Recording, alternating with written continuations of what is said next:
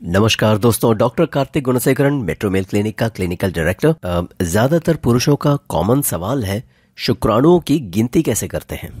अब इसमें उनका सवाल है कि डॉक्टर, हम जब सीमेन टेस्ट करवाते हैं तो सीमेन एनालिसिस में दो बातें बताते हैं। एक होता है स्पर्म कॉन्सेंट्रेशन और दूसरा स्पर्म काउंट। अब इन दोनों का अंतर क्या है और नॉर्मल सिचुएशन में इनकी गिनती कितनी होनी चाहिए।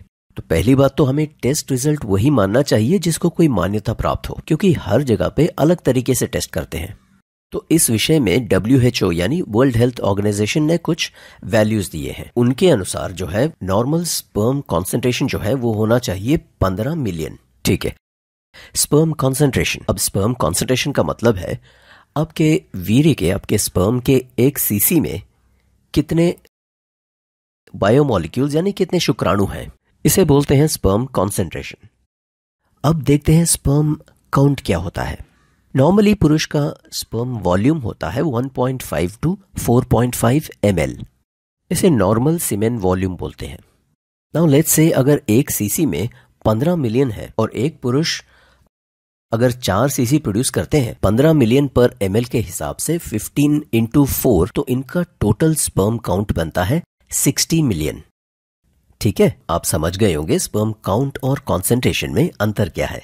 तो 1 सीसी में मिलता है स्पर्म कॉन्सेंट्रेशन, फिर देखते हैं कितना सीसी वीर्य निकला है, उसको इससे मल्टीप्लाई करने से मिलता है स्पर्म काउंट। अच्छा, ये सब कैलकुलेट कैसे करते हैं? बहुत ही सिंपली समझाता हूं। एक ड्रॉप सीमेन का लेते हैं और उसे एक स्लाइड में डालते हैं। उस स्लाइड को एक चेंबर में चेंबर को बोलते हैं न्यूबॉर्न चेंबर, और उसको एक माइक्रोस्कोप के जरिए देखते हैं। तो माइक्रोस्कोप के जरिए ही इसकी गिनती की जा सकती है। तो यूजुअली न्यूबॉर्न चेंबर जो है ऐसा ही दिखता है। दिख रहा है क्या आपको? मतलब ऐसे बॉक्सेस बने रहते हैं। अब इसमें बिंदु दिख रही है ना, तो मान लीजिए यही स्पर्म्स है। सवाल यह है कि इसमें कॉन्सेंट्रेशन 1 सीसी में कितना है, कैसे देखते हैं? ऐसे 10 बॉक्सेस में जितने भी स्पर्म्स हैं उनको टोटल करते हैं।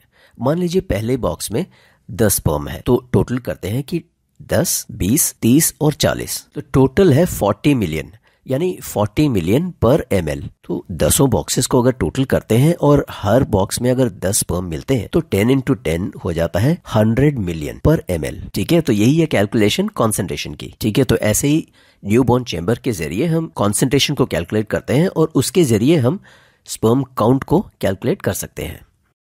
आशा करता हूं इस विषय में सारे डाउट्स क्लियर हो गए होंगे। वैसे स्पर्म के सारे पैरामीटर्स को हम एक्सप्लेन कर रहे हैं, आप वीडियोस देखते रहें और कोई सवाल होगा तो जरूर कमेंट में पूछें।